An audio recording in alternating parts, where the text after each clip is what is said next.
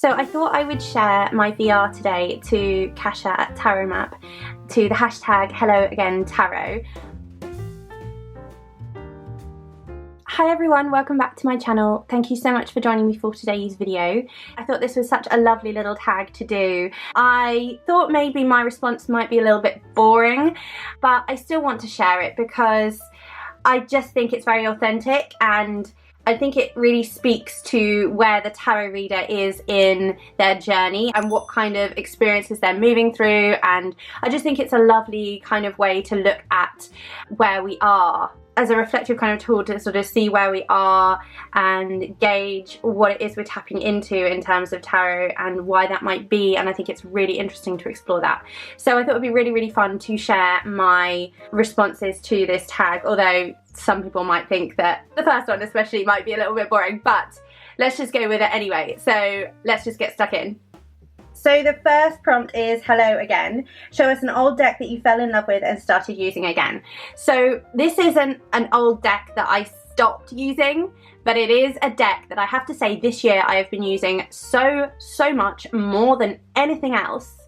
And also I think that this is quite timely as well, because I really do think it speaks to another conversation that is going on within the community about soul decks. It was Mary-Grace Fahrun who I think started it along this line to discuss, you know, what is a soul deck and, you know, the myth of the soul deck. And so lots of people are speaking to it, and I think it's a really, really interesting topic to think about as well. Mary-Grace, in her video, she talked about what a soul deck would be to her and what that deck would be, and that actually a lot of people would probably have the same deck because it's the deck that's already in your collection that you've had for years, that you know inside out. And that, for me, some of you probably already know, it is the Rider-Waite-Smith, and this is the Centennial, and it is my favourite version to use.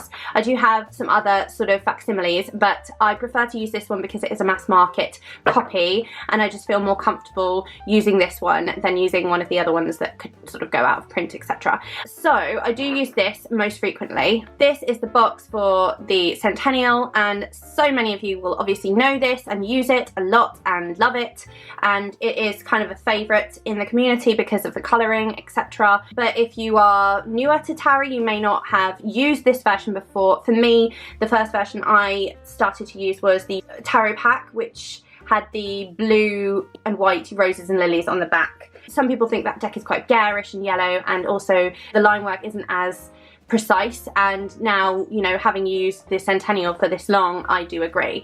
So I haven't put this in order or anything, but I think, you know, it sort of speaks for itself. I don't go through and put the cards upright or anything. I know that that sometimes really annoys people, and I'm really, really sorry, but the way I tend to work is I shuffle and I do read reversals, so I don't tend to do that. So you're just gonna have to put up with me turning them around, I'm afraid.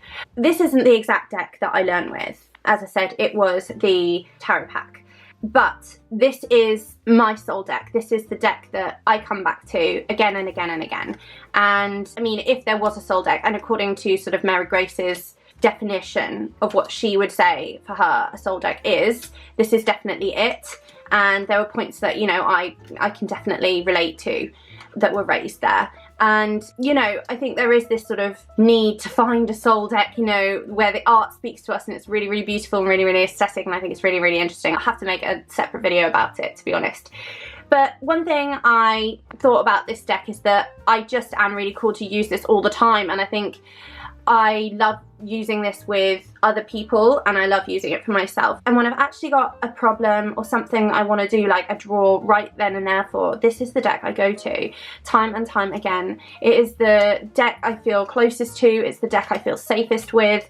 It's because I know the archetypes, it's because, you know, I studied the archetypes at university, and I know a lot about the tarot from first learning it because I read books, and I started learning it when I was 17, and I guess it sort of felt familiar then when I learnt, and now it just feels like I could never be without this deck. And I know some people don't like the artwork so much and everything, and obviously by today's standards it's not inclusive at all, and so, you know, there are some wonderful decks that I love, like the Melanated Classic tarot deck that, you know, takes this style of artwork, pixie style, and makes it, you know, diverse and inclusive, and that's just beautiful. And so I love those decks as well, but I always come back to Pixie's artwork and the Rider-Waite-Smith tarot deck. It is my favourite, I think.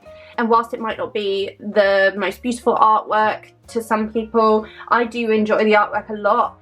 And, you know, I think that probably does help my connection to this deck, but also it's just the archetypes, the way that they're portrayed, and the answers that I get from this deck are just spot on every time. So I have used this deck more than any other deck this year, and towards the end of the year I'll probably, you know, speak to that more, because I do think it is reflective of how I like to read the tarot as a reader and what I get out of it.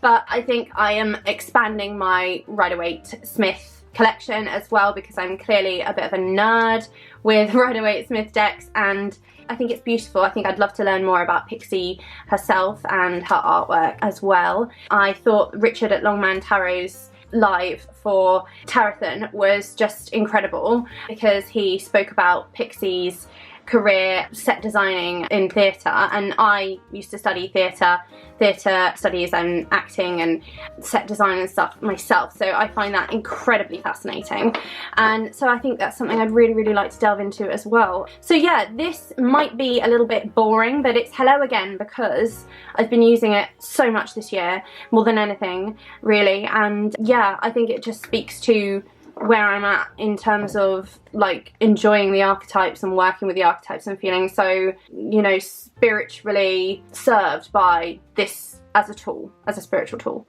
So it's hello again because it continues to come back up, and I'm just, yeah, using it all the time. So that's the first deck.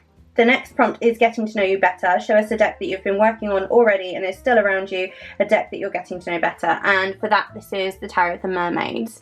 And this is a Lo Scarabeo deck, and the artists, there we go, Pietro Aligo and the artwork of Mauro De Luca. Is it De Luca? I think it is De Luca. Correct me if I'm wrong, apologies. So this deck I actually picked up this year, and it's a deck that I had always had on my wish list for years, but it was one that I knew was mass market, so I didn't go for it, and I had other mermaid decks that I really enjoyed, so I thought, oh, I don't really need that.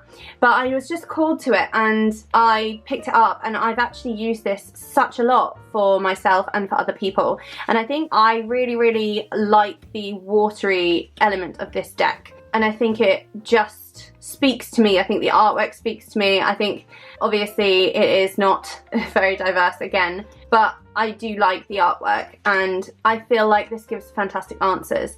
So I've been getting to know this deck a lot this year, and again just finding that it gives really accurate readings for me and for others. So I've really just been enjoying this one and getting to know it more and more. And again, I suppose you could say this is a Rider-Waite-Smith inspired deck, because a lot of the cards sort of reflect the same themes that are shown in the original Rider-Waite-Smith. There's a bit of nudity, I should have said that, sorry. But yeah, I do like the watery element of this deck. And again, it is not an expensive deck, and it's not particularly like revolutionary or earth-shattering. It's just a beautiful deck to work with, and I do really enjoy this. I think as well, because I've been reading a lot for some friends, I think that because the imagery is quite gentle in some of these images, it just works really well. So this is a deck that I've been getting to know better this year. Finally, pleased to meet you. Show us a new arrival or a deck you haven't had a chance to work with yet. So for me, this is the Self-Love Tarot, which I backed on Kickstarter. This is by Hannah Tricurol, I think that's how you say it.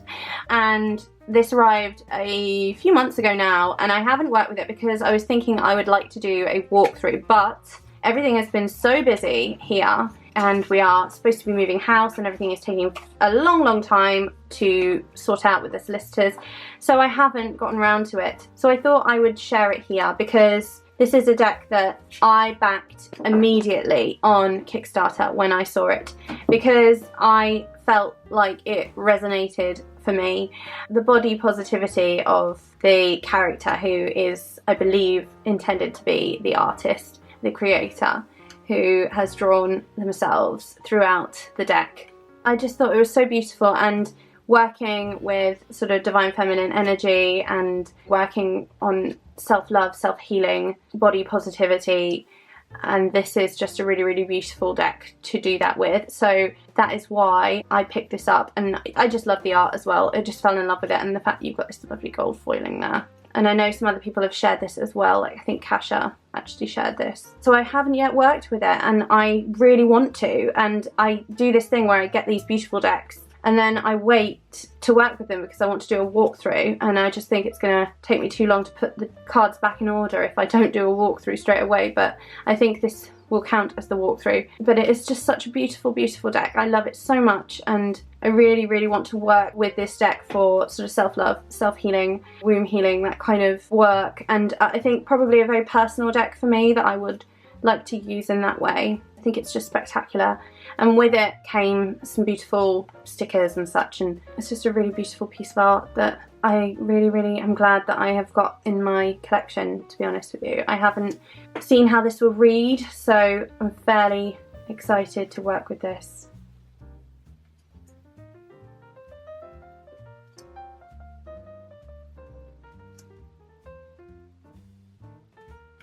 I actually feel like I'm getting a bit of a reaction to this, just flipping through it. Like it speaks to a part of my soul. I feel like I can sort of slow down a little bit looking at these cards. There's something about the quality of the paint and the colours that helps me to feel like I can slow down, and I think the value in that coming from a deck like this is just so incredible. That's so beautiful. So I feel like colour and texture is really important in this deck as well. I love that. Oh, it's so beautiful. Absolutely incredible. The peacock. That's stunning. Ace of Wands. That's beautiful. That's just gorgeous. Sometimes I feel like running around naked outside, and I know that I'd be looked at so strangely, but that's what I want to do sometimes. And sometimes at night I get this like urge, this call to like run around outside, you know, in the mud, and like connect to trees. And at night I guess no one can see me, but it's really cold here. I can't say I haven't done it once or twice. It is probably the witch heart in me, you know. By the way, if you don't know, I live in quite a rural space in the countryside in Devon in England, so it's not like there's lots and lots of people around. Not many people are around to see me anyway. But yeah, I think sharing that deck went somewhere different than I thought it would. So yeah, that is the beautiful Self-Love Tarot by Hannah Trecor, and that is a new deck in my collection. And what I think I'm going to do is shuffle it up now and start working with it, because I can feel the need to work with this deck right now, and there's probably a reason why I chose this deck, because there have been some other decks that have come into my collection as well that I really, really love and want to share, but this deck spoke to me for this VR for a reason, I think, and that just shows me I really, really need to work with this, like, right now. So that brings me to the end of my VR to Kasia tarot map with the hashtag Hello Again Tarot, and I'm saying hello again to the Rider-Waite-Smith Centennial and getting to know the Tarot of the Mermaids and saying hello to the Self-Love Tarot. So I really, really hope that you have enjoyed my response, and I hope that it was interesting or informative in some way, or entertaining if not informative. And thank you again for joining me. I hope that you stay well and safe, and I look forward to seeing you again really soon. Take care. Bye.